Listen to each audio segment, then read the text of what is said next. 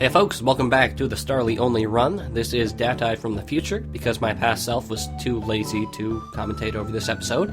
And this time, we'll be getting our fancy-dancy bicycle and going onto Cycling Road, possibly even.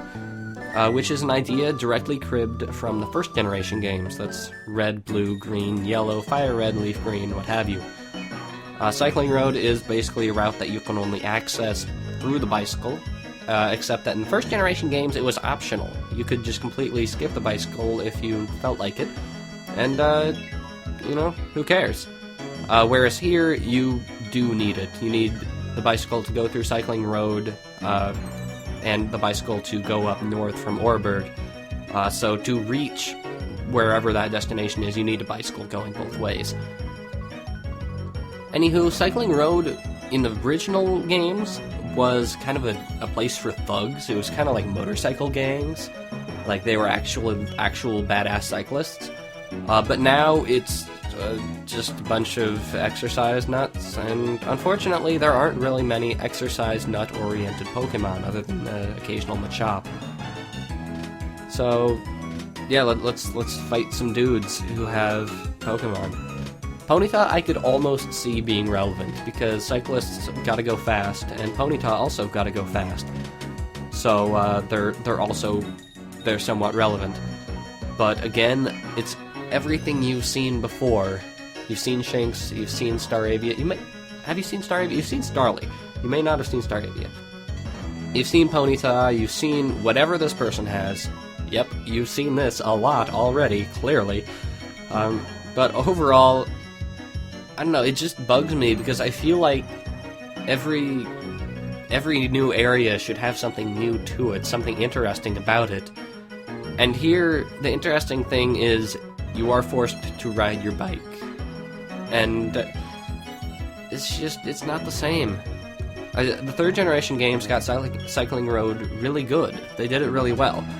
Because it was like an obstacle course. You would try to go as fast as possible, hitting as few targets as enemies as possible. And it was interesting. It was neat. And I guess the first generation games just had that kind of novelty of, oh my god, I'm moving and I'm not pressing anything, oh my goodness. Here, there's nothing really interesting about it, other than the fact that you can see the route below it as you're riding. And that would be almost kind of interesting if the route below you had anything of interest.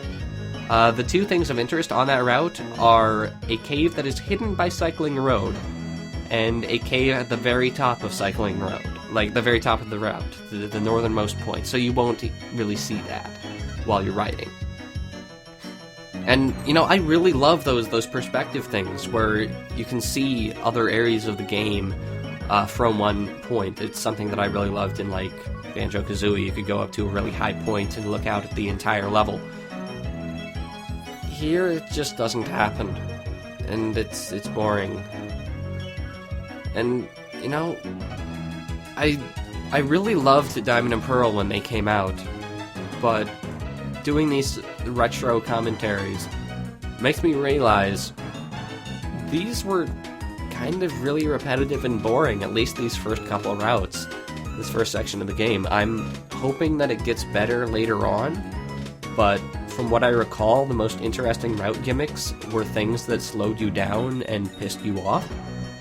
So I don't really see that being a possibility.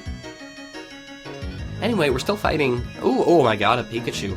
Have we seen Pikachu before? You've seen a Pikachu before. Even if you've never played a Pokemon game, you've seen a Pikachu before. It's a female Pikachu, so it has a little heart for a tail, and also I hate static.